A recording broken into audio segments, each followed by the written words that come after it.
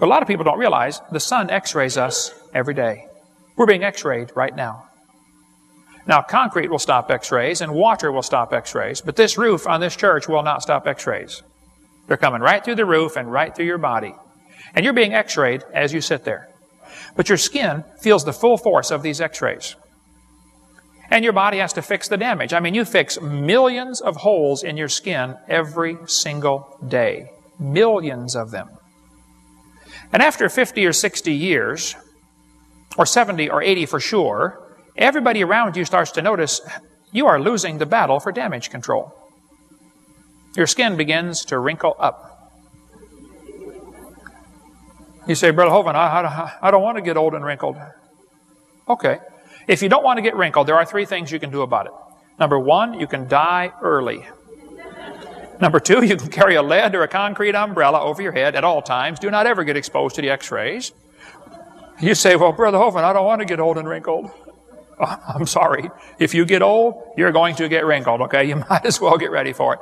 But that didn't happen before the flood. The Bible says before the flood came, they lived to be over 900 years old and probably didn't wrinkle. One guy is going around, claims he's a creationist. He says, now folks, they didn't really live to be 900.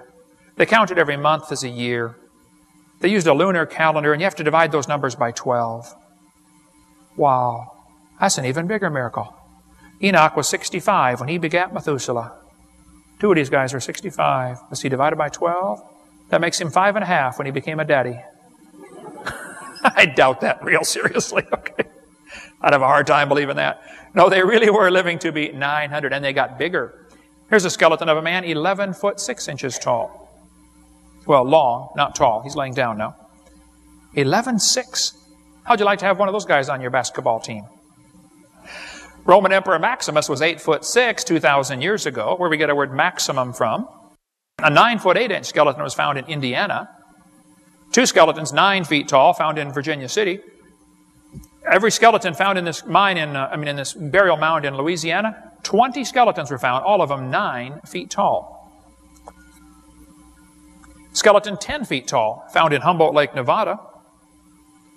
And in Guam, they have a legend that the giants used to live on the island of Guam and built these big latte stones over there. In Indiana, 8 giants were found, ranging from 8 to 9 feet long, wearing heavy copper armor. The museum was not interested in them. Why would a museum not be interested in 9-foot skeletons to put on display? Could it be that there's a theory called evolution which says we started off small and we're getting bigger? Which makes us feel important, of course, you know. We're evolving. Ye shall be as gods. You're getting better. Could it be the truth is exactly the opposite? People were much bigger before the flood, and now we're getting worse? And maybe they're trying to hide that. A 12-foot skeleton found in Lompoc Rancho, California. Another 12-footer found in Tucson, Arizona. This is a giant block of rock. Who on earth is moving these things? Consider that's a camel in front of it for scale. Who's cutting and moving these things? This is a 39-pound axe head. Swing a 10-pound sledge for a few minutes and see why I'm wondering who's swinging a 39-pound axe head. This is a stone designed to be held between the thumb and finger for chipping. This skull used to be on display in Winnemucca, Nevada until a few years ago when they took it down. It's in the basement. You have to specially ask to see it. A giant human skull. Here's a normal human thumb bone. Underneath is a giant human thumb bone.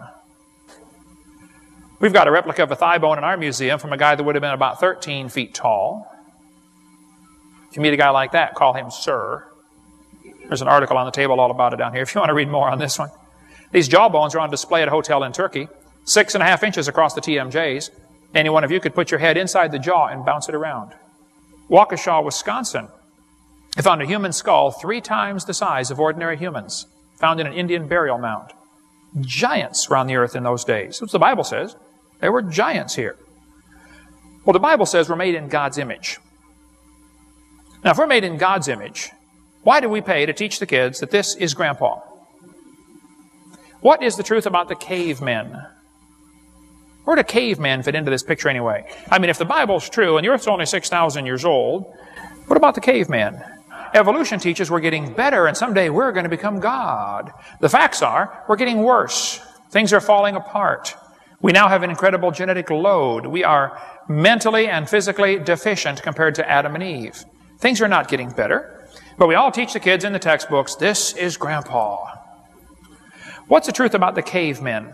Is it possible for an ape-like creature to turn to a human? Was your ancestor an ape-like creature? I don't think so. Let's talk about a few of the so-called cavemen. We could spend hours on this topic, but we got more to cover here. Nebraska man was used for years as evidence for evolution. All they found for Nebraska man was one tooth. That is the entire Nebraska man right there. One tooth. Then they built an entire man from that one tooth and later made him a wife. Now you have to really be good to know what his wife looks like from his tooth. Okay, but these are professionals. Don't question them, okay? They know what they're talking about. Later they found out the tooth actually came from a pig. There's the real Nebraska man right there. How about Piltdown man? Named after the gravel pit it was found in Piltdown, England. Somebody took a human skull and an ape's jaw. They filed them down and fooled everybody. In 1912, they discovered the Piltdown man. It was in the New York Times. Darwin theory proved true from the Piltdown man.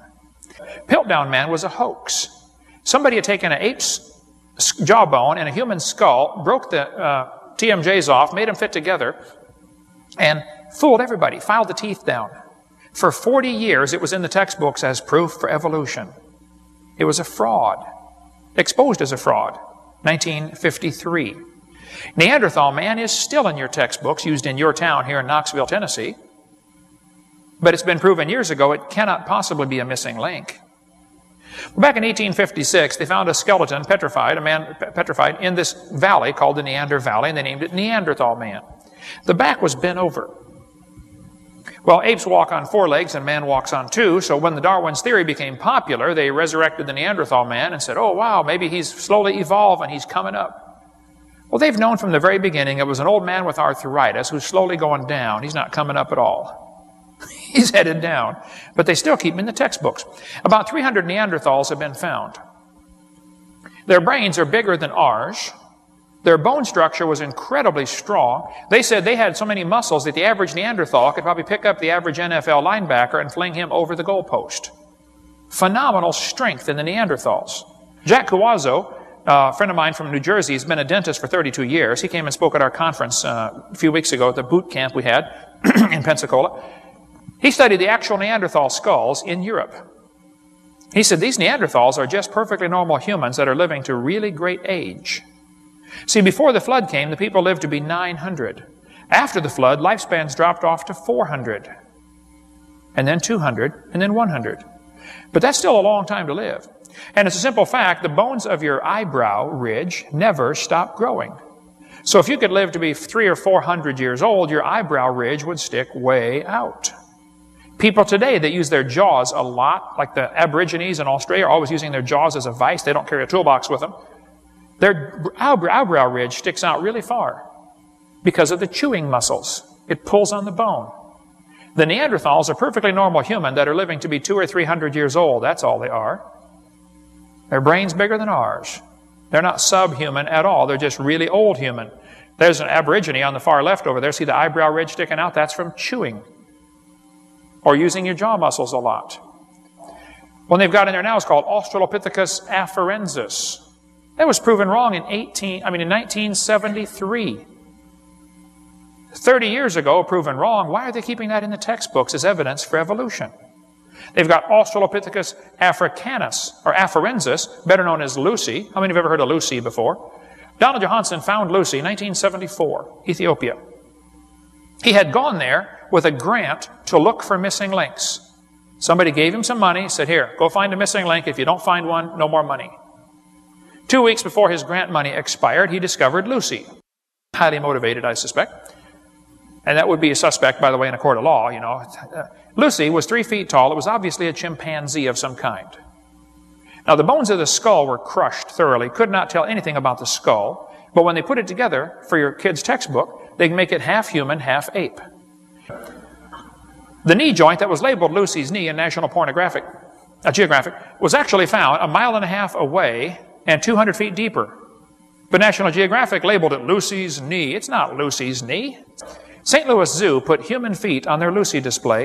Not one foot bone or hand bone was found. Not one. Every other Australopithecine that's been found has curled toes.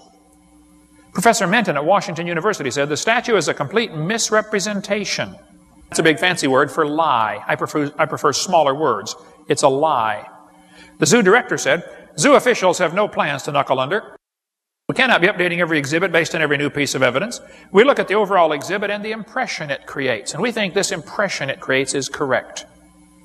Bruce, are you telling me you would lie to kids coming through your zoo just to get an impression across to them that evolution is true?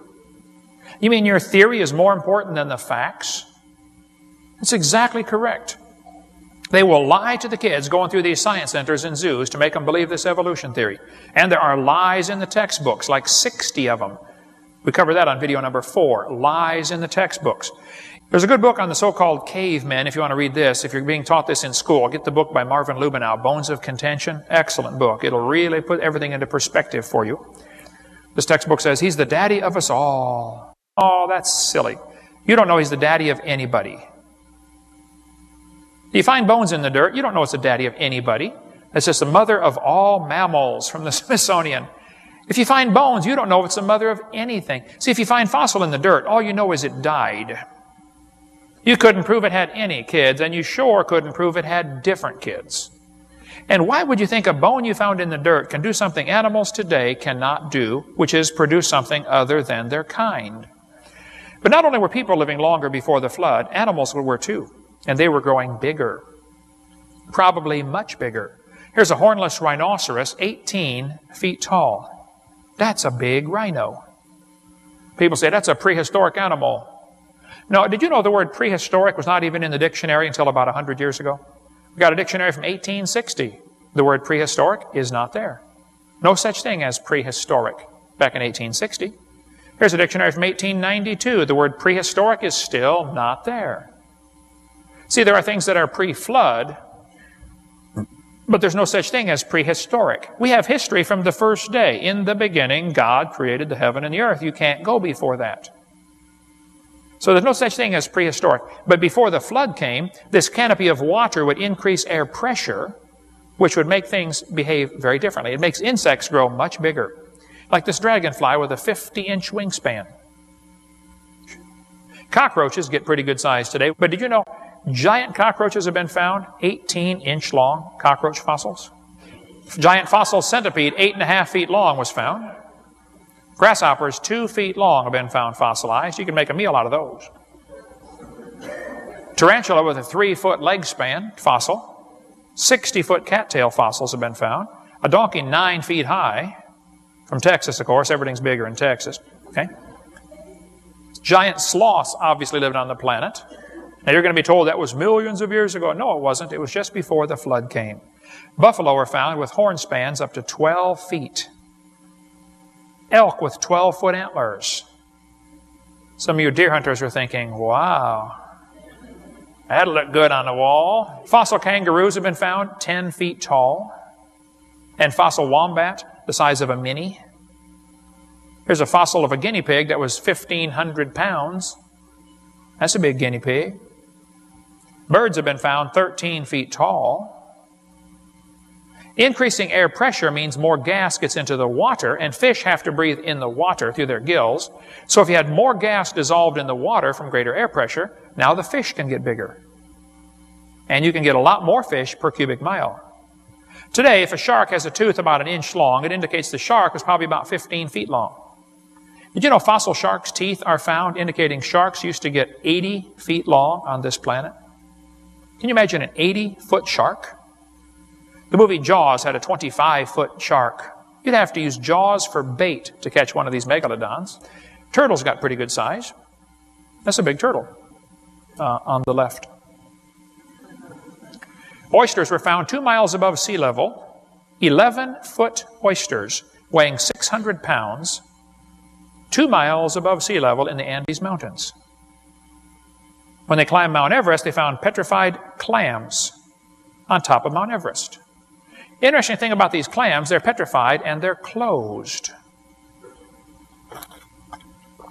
Now, I'd like to point out, Mount Everest is a little ways from the beach, first of all, okay?